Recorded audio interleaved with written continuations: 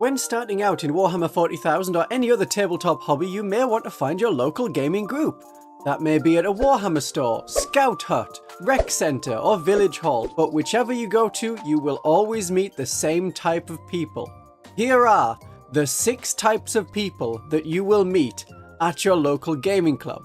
They may not be the most common average player who just wants to have a little fun, but every club will have these. Even if there are only 5 people in the club, all 6 types of players will be present. These are of course exaggerations, but let me know in the comments which type you are, and I hope my own gaming club never sees this, otherwise they will start thinking I hate them or that this is all about them. It could be any of the clubs I have been to, not necessarily Botherington on Seas, Pirate Raiders and WI Annex. Thanks as always to Natalia and her jam-covered scones. The first type of player is the first one you meet when you join the club. They will immediately ask you which army you play and if your models are for sale. Unlike the casual hobbyist who may turn up at the club and has a bit of every army and switches between them and game systems, the Monarch Butterfly always plays 40k and always tries to win, their tactics coming down entirely to the army they play. They buy a new army each month, almost always the army that's doing best when MetaWatch comes out. They started 10th edition with Imperial Guard for the indirect fire, and a Towering Knight as an ally. When that was nerfed, they changed to Eldar, and when Fate Dice were reined in, they declared themselves to be a long-term advocate of the Genestealer cult. The good thing is, this player always has an army to sell on the cheap so they can free up space in their room for the next new army. But they don't do well at tournaments because they've only ever played 2 games with their army and haven't figured out how to use it. But if it goes wrong, it's because the meta shifted and they need a new army to adapt to it. Now, this is not to be confused with everything is wrong.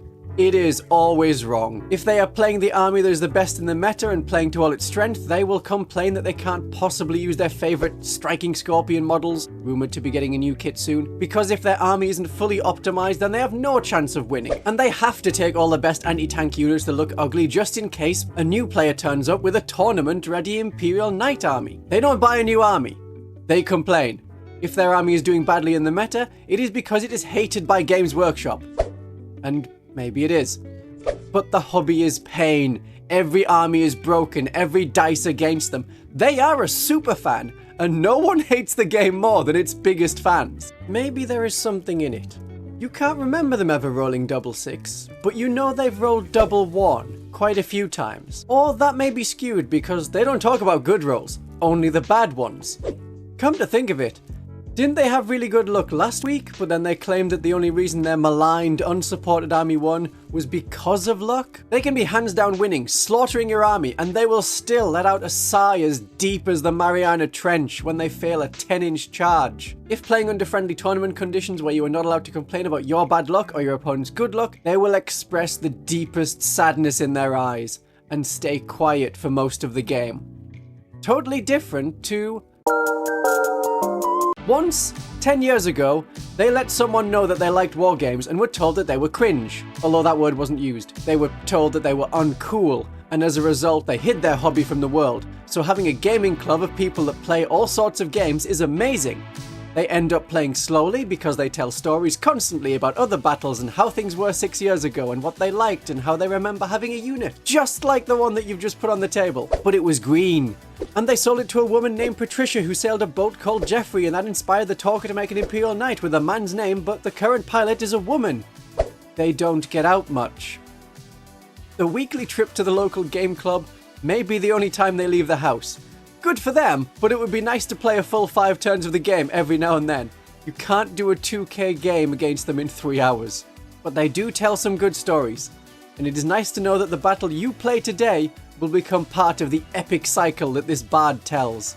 You may think that they are the loudest player, but you would be wrong. A lot of younger people fall into this category. They roleplay this tabletop game. They are unaware that there is a difference between wargaming on a tabletop where you roll dice and a tabletop roleplay game where you roll dice. They have a wonderfully painted army and they have named each unit, if not written the name of each individual model on their base.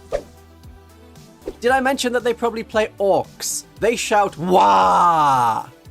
If they play Imperial Guard, they say "boom" while firing the big guns.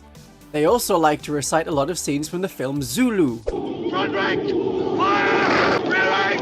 Fire! Like the talker, They have a lot of stories, but not about when they got the models or how they rolled a 111 for a Terminator save one time, but how Canoness Agatha Burgundia smashed a hive tyrant apart on the highest hill of the Great Plains of Magneticus Secundus. They are often heard saying, "When are we running a crusade campaign in the club?" which is not appreciated by one of the organizers. They will tell you that there is not an error on their unit card and say that it can fire Overwatch at every single unit that starts a move, ends a move, or declares a charge, and will barefaced claim that that is rules as intended. They will fire every weapon on their Ravager Skimmer from the very point of the prow, because according to the rules you can fire your weapon from any part of the vehicles, and then they will use the YouTuber Dr. Krankenfoof's formula for light refraction from the prison shape of the shock prow to show how all units in your army are actually visible to it and are viable targets. Dr. Krankenfoof is a really annoying VTuber and his takes are just awful. Don't watch his videos. The rules lawyer is also the person that you will go to with rules questions because they know every rule in the book and have the rules commentary memorized. The times when there is a rules question and you ask the rules lawyer and they side with you, you feel vindicated. But also a deep sense of shame at who your allies are. But it could be more shameful. You could be openly friends with Jim Bob the gangle-man. You knew I was going to mention Jim Bob the gangle-man. Every club has at least one Jim Bob the gangle-man, so any list of gaming club attendees would be incomplete without referencing Jim Bob the gangle-man. Jim Bob the gangle-man is a newbie to the game, but isn't actually new. Jim Bob the gangle-man always forgets rules, even though they played this exact army list in the same way last week. Games against them are so slow. They keep talking about the cult that is sucking away their humanity. Jim Bob the gangle-man will not focus on the game. The talker is at least on the same topic, the game you're playing. Jim Bob the gangle-man only talks about their life force being slowly drained away. Jim Bob the gangle-man is not like the complainer. The complainer doesn't like the game as it's unfolding. Jim Bob the gangle-man is having regrets about whatever happened outside of the club and the game. Jim Bob the gangle-man likes to talk about their life in a faraway, longing voice, and has yet to learn that it's best for everyone if work and what happens at home isn't really brought up at the club, because we come to the club to play games and get away from it all. But Jim Bob the gangle-man will keep mentioning that their life partner was turned into a dog, and then their dog ran away, and every time they see a Fenrisian wolf on the table, it reminds Jim Bob the gangle-man of the both of them. The roleplayer does not like Jim Bob the gangle-man because Jim Bob the gangle-man is fixed firmly in reality. The roleplayer wants to get away from all that and have fantastic fun making up stories. Jim Bob the gangle-man is the worst. How many of these players have you met? Which ones are you the most like? Is there a totally different archetype that I have not mentioned? Subscribe if you were entertained and feel free to drop some pennies in my tip jar on Ko-fi linked in the description. My darlings and viewers, have a great day at your friendly local gaming club.